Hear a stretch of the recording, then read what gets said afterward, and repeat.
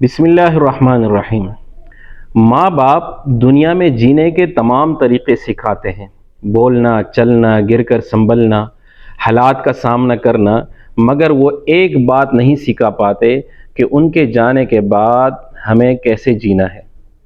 والدین کی موجودگی میں ہم بے فکر ہوتے ہیں، ان کا سایہ ہمارے لیے تحفظ کی ضمانت ہوتا ہے، مگر جب وہ رخصت ہو جاتے ہیں تو احساس ہوتا ہے کہ زندگی کی سب سے بڑی دولت ہاتھ سے نکل چکی ہے۔ گھر کی رونقیں مان پڑ جاتی ہیں، ان کی نصیحتیں یادوں کا حصہ بن جاتی ہیں، اور دل میں ایک ایسا خلا پیدا ہو جاتا ہے جسے کوئی پر نہیں کر سکتا۔ انسان دنیا کے ہر غم کو وقت کے ساتھ ساتھ برداشت کر لیتا ہے، مگر والدین کی جدائی ایک ایسا زخم ہے جو وقت کے ساتھ مزید گہرا ہوتا جاتا ہے۔ ان کے بغیر زندگی ویسی ہی چلتی ہے جیسے ایک دریا بغیر کناروں کے بہہ رہا ہو، بے سمت اور بے سہارا۔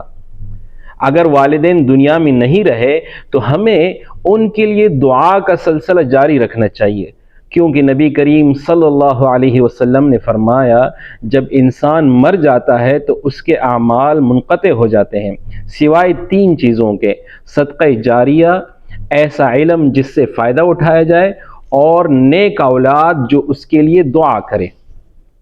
تو ہمیں چاہیے کہ ان کے لیے یعنی اپنی والدین کے لیے دعا کریں، ان کے نیک اعمال کو زندہ رکھیں اور ان کے چھوڑے ہوئے ورثے کو سنبھال کر آگے بڑھائیں۔